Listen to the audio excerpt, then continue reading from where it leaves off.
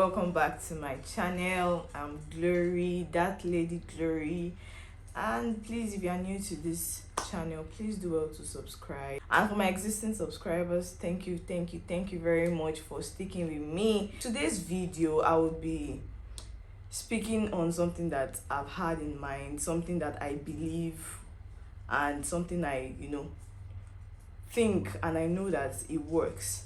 And it's something we always hear every day. Anybody comes to you can be like, oh, you are so diligent, you still do this, oh, you are so productive. I like how you don't even, people say those words very well. Diligence, being productive, they are something that, everybody says that.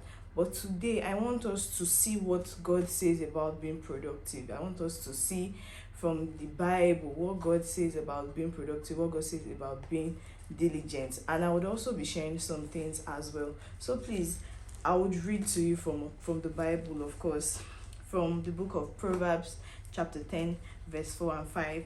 It says that idle hands make one poor, but diligent hands brings riches. The son who gathers during summer is prudent. The son who sleeps during harvest is disgraceful. So the Bible says that an idle hand makes one poor. Everybody is still pumped up about the new year. Everybody is like, it's a new year, I'm going to new year, new me, resolutions here and there. But what would keep your convictions with all of those things you've put down, with all of those things you've written that, I'm going to do this by the end of the year, I will come back and tick out and check out all of these boxes, all that good stuff. The only thing that can keep you at it is being diligent. The Bible says that idle hands make one poor. So you cannot just put down resolutions, you cannot just put down things that you plan to do, things that you are like, by this time or by the first quarter, this is what I want to achieve, short-term and long-term goals at the end of the day. The only thing that can keep you working with that is diligence.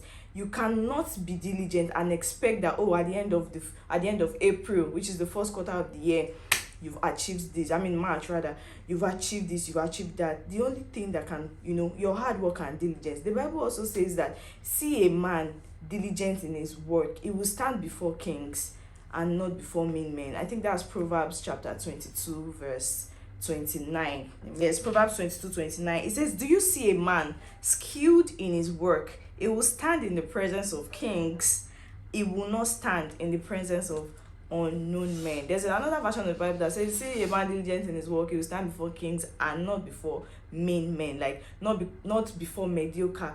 Your diligence is key. The Bible says that it will bless the work of our hands. If you don't have diligence on your hand, if you just have your resolutions and you're sleeping and waking up, you're not doing anything about it, there's nothing God will bless. You have to be productive.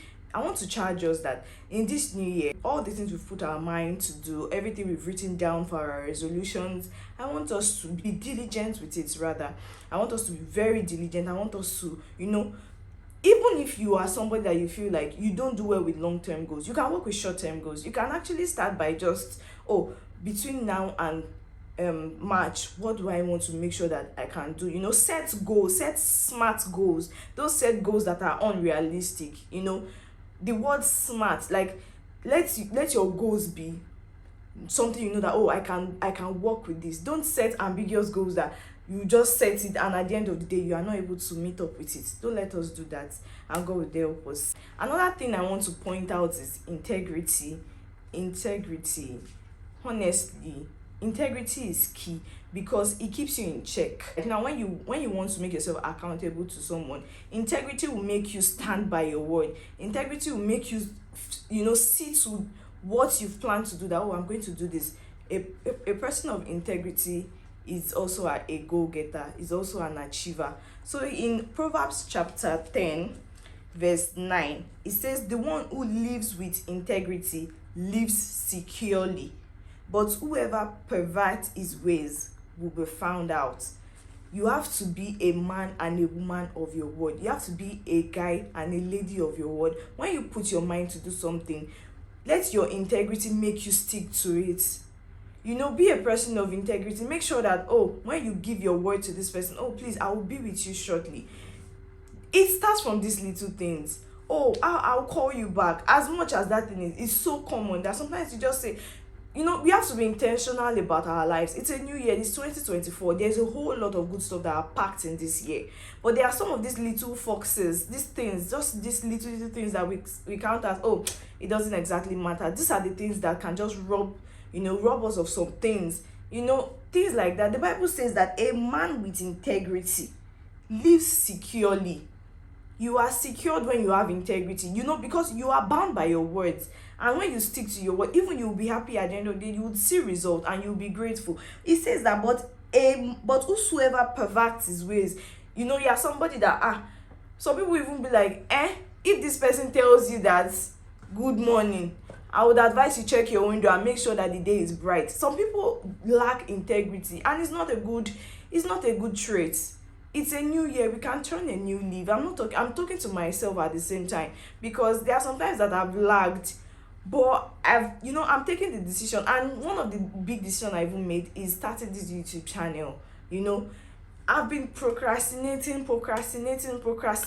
Another thing I'll be saying is going to follow up on my other points, and which is having good people around you, like being accountable. The Bible says in Psalms chapter 1 verse 1, it says, blessed is a man who walk not in the way of discomfort, who do not sit in the seat of discomfort. And all of that, I'm paraphrasing. One thing that would help your work in this, your work and your walk, that is what you do and how you move about, is having good people around you. Have people of like mind. I will give a story. There's a very beautiful story behind this my channel, because I've been talking about having my channel, working on my channel. I've always been saying it. Every year comes and I'm like, since 2020 I've been like, I want to, but I thank God for good people that I have around me, and the fact that I can bring myself to be accountable to them. Is one thing for you to say, oh, I have this person as my friend, I have this person, and that thing is for you to be able to allow them hold you accountable for something.